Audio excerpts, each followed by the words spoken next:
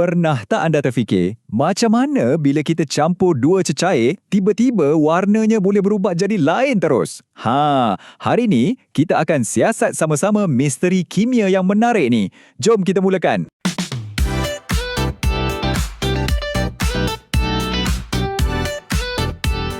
Okey, kita mulakan dengan satu teka-teki kimia yang simple tapi menarik. Okey, cuba berbayangkan situasi ni. Dalam satu tangan, kita ada air klorin. Warnanya kuning pucat je. Dalam tangan lagi satu, kita ada kalium bromida. Yang ni pula jernih, tak ada warna langsung. Soalan saya, apa jadi kalau kita tuang dan campurkan kedua-duanya? Sesuatu yang memang tak dijangka akan berlaku. Dan tiba-tiba, campuran tadi terus bertukar jadi warna perang. Macam magic kan? Tapi ini bukan magic. Ini sains. Nak tahu kenapa? Kuncinya ada pada satu keluarga unsur yang sangat istimewa dalam jadual berkala, iaitu halogen.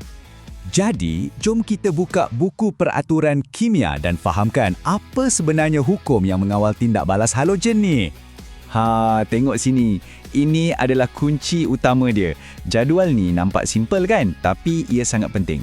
Anggap je ini macam carta Liga Bola Sepak. Klorin duduk atas sekali. Dialah juara, paling kuat atau paling reaktif. Bawah dia ada bromin dan iodin pula di tangga tercorot, paling kurang reaktif. So, peraturannya mudah je. Dalam liga ni, pemain yang rankingnya lebih tinggi boleh tendang keluar pemain yang rankingnya lebih rendah daripada pasukannya.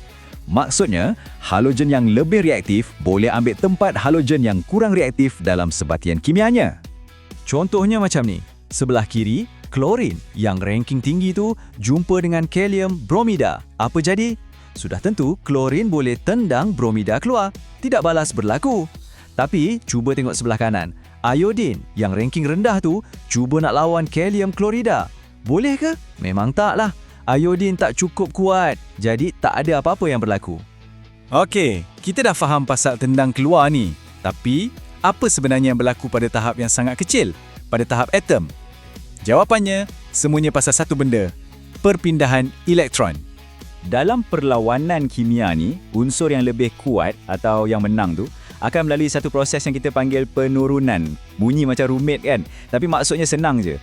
Dia menerima atau merampas elektron.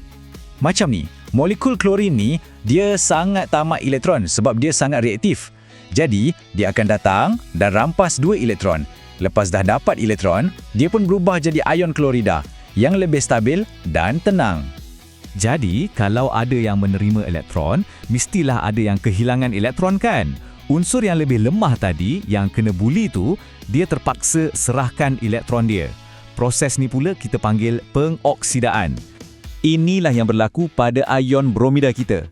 Dua ion bromida ni masing-masing dipaksa lepaskan satu elektron. Bila dah hilang elektron, mereka pun bergabung berdua membentuk satu molekul bromin yang baru.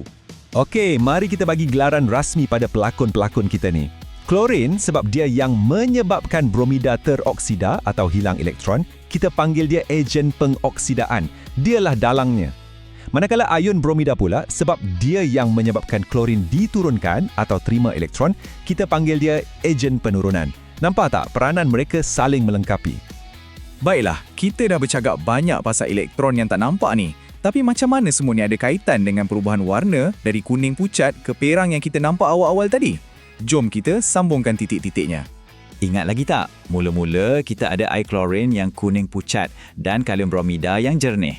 Dan selepas semua drama perpindahan elektron itu berlaku, hasil daripada proses penyesaran ni, wujudlah satu bahan yang baru sama sekali dalam campuran tu.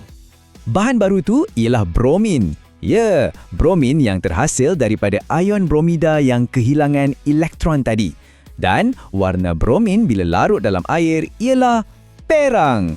Jadi, inilah dia bukti fizikal yang kita boleh nampak dengan mata kasar yang menunjukkan tindak balas kimia memang dah berlaku.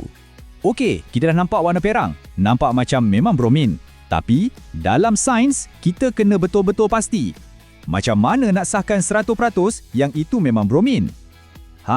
Ahli kimia ada satu lagi trik yang sangat bijak.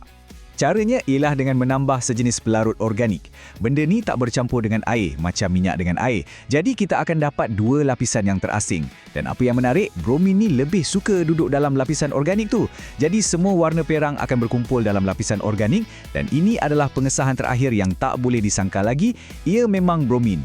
Baiklah, kita dah lalui satu perjalanan kimia yang hebat. Apa kata kita buat satu rumusan ringkas tentang semua prinsip utama yang kita dah belajar hari ni?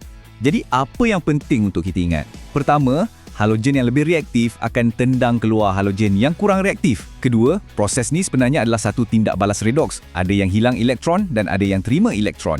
Perpindahan elektron inilah yang menghasilkan bahan baru. Dan akhir sekali, bahan baru inilah yang memberikan perubahan warna yang kita boleh nampak. Semuanya berkait kan? Sekarang, saya nak tinggalkan anda dengan satu soalan. Kita dah tahu klorin boleh sesarkan bromin, tapi berdasarkan peraturan yang sama yang kita baru belajar tadi, apa agaknya akan jadi kalau kita terbalikkan keadaan? Kalau kita cuba gunakan bromin untuk sesarkan klorin, boleh ke?